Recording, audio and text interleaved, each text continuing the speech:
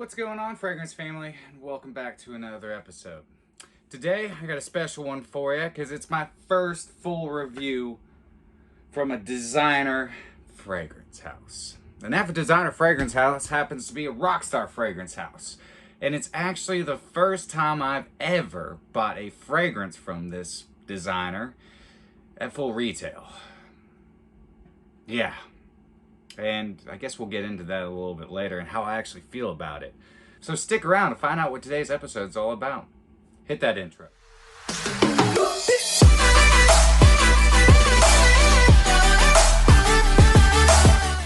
Welcome back, Fragrance family, to another episode of My 2 Cents. The show all about boosting your confidence through the art of fragrance and how to become a lasting scent memory. So, like I said in the post intro, that today we are going to be talking about a designer who caters to rock stars.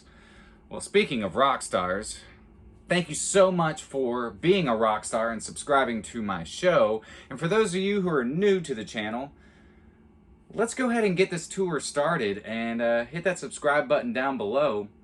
Hit me one of these and hit that notification bell so that you know when I'm posting new content.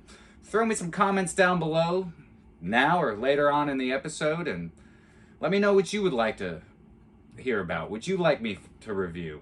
I'm the blind buy guy. I blind buy 98% of all my fragrances, and today is no exception. With that being said, let's get into the review. So I was going to do some Tom Ford private blend training, fragrance training with some ladies that work at the local Dillard's here in town. They're great friends of mine. I love talking fragrance with them and educating them. So after we got done sampling these awesome Tom Ford fragrances and talking to some customers and selling some fragrances, I gave a very special lady behind the counter. Her name is Sophie. Hi, Sophie. Hope you're watching this. In fact, I don't even think you've subscribed yet, but that's okay. I'm going to give you crap about it next time I see you. So I challenged Sophie and the rest of the ladies, actually. So I try to go every single weekend and go chat it up with them. But I challenged Sophie. I said, Sophie, I know that you know I love fragrance, obviously. So I want you to do me a favor. I want you to pick out of all the fragrances that you have behind your counter, I want you to pick out the one that you think I should buy. The one that you think smells sexy and intriguing and sensual and that you would love to smell on a man. That you would love to smell on your boyfriend. And so she did. So she picked me out a fragrance from the house of John Varvatos. And thank God it wasn't Artisan Pure. I mean, everybody talks about this. This bottle right here looks like Jeremy Fragrance. If Jeremy Fragrance was a fragrance, he would be John Varvatos Artisan Pure. Am I wrong? Leave me a comment down below and tell me what you think. Anyways, here, I'll even do the spin. What's going on, guys? All right, sorry. I love Jeremy. Jeremy's a great guy. I've never actually met him, but he helped me get into this. He's actually inspired me to do this. So thank you, Jeremy. And I love your style. I would wear a suit on all my shows, but I like to be a little bit more casual for everyone. There will be days when I wear a suit. Hell, I might even bust out one of my 7 tuxes that I have. Anywho, back to the fragrance. No, it was not Artisan Pure. No, it wasn't anything from the Artisan line, actually. The fragrance that she picked out for me is one that actually intrigued me. Because I've seen a couple reviews on it, and I've read some reviews on Fragrantica. And honestly, the reviews are pretty good. I mean, there's some really bad ones on there, but there's some really good reviews on it.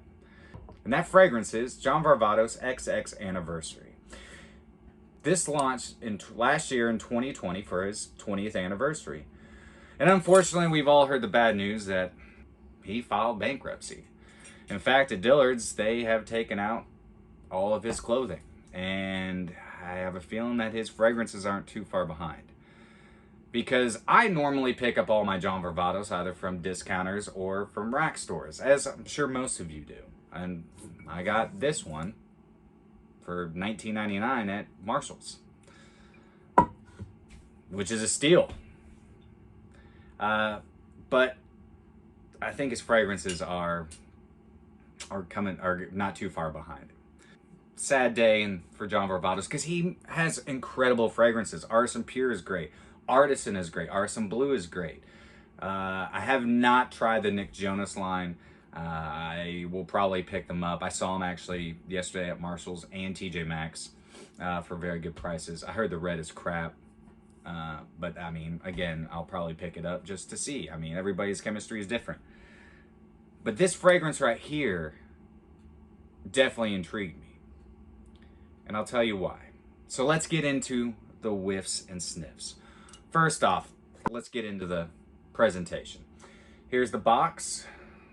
Just that pretty plain box. Nothing super special. Black. You got your batch code and normal information on the bottom. I've always been a huge fan of the bottles. I mean, this is a cool, sleek, gloss black, shiny bottle. I don't know how I feel about the bling blow on the front. It's a little obnoxious. Go ahead and waste a little spray here for you. It's a good atomizer. And I've been wearing this all day yesterday. And I've been wearing it all day today. So, the inspiration behind this fragrance was for the rock star that after his show could go out and put on a double-breasted suit and a clean button-down, crisp white button-down shirt and a tie and go about his business. Enjoy a night out on the town or with a special lady. And honestly, I think that is a great representation of what this fragrance is. So up top, it has this bright burst of apple and black currant and cardamom. Now, I get more of the apple and black currant right off the bat. It's synthetic, but not in a bad way. It is got this nutty caramel apple feel to it, to me. Kind of reminds me of going to the carnival and biting into a nice Granny Smith apple that is coated with caramel nuts. But then that cardamom comes in and it just blends very well, but it's a lot of cardamom. And it blends very well with that apple and black currant note.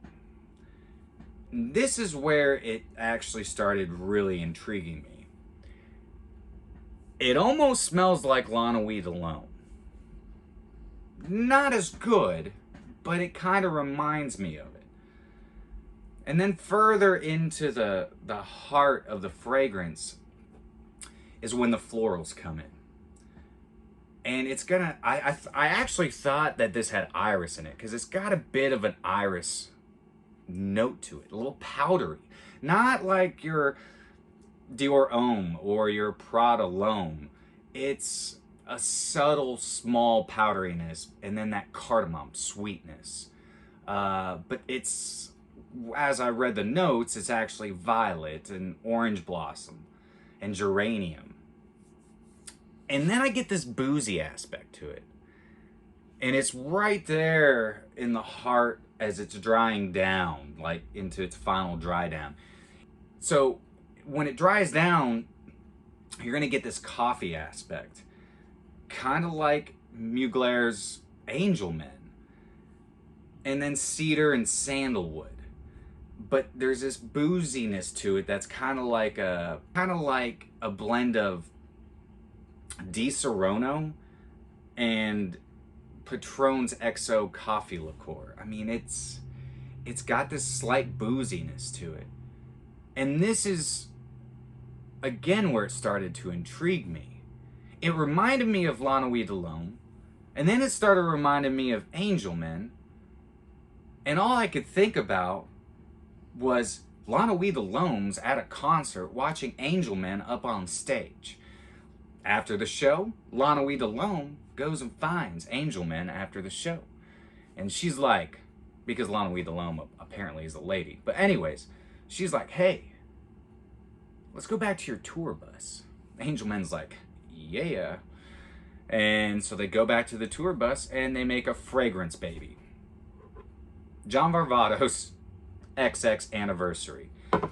It's not so much that it's exactly the same DNA as both, but it's like it's molded together.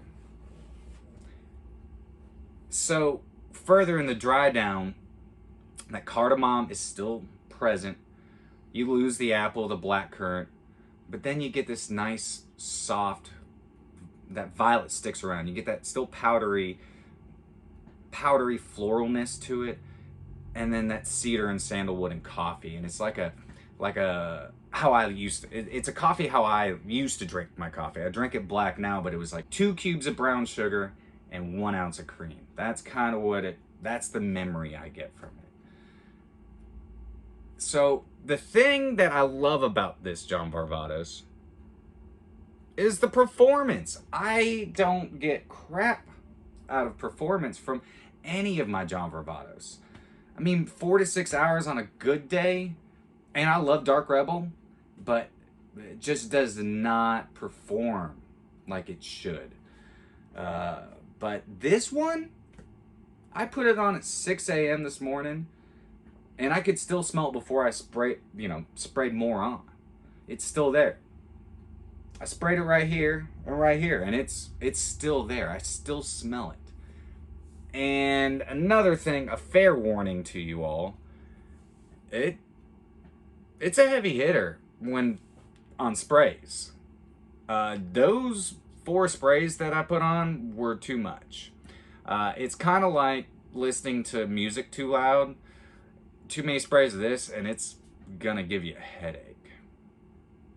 It's gonna become cloying, and you might choke out the people around you. So I don't recommend wearing this to the office, though you could.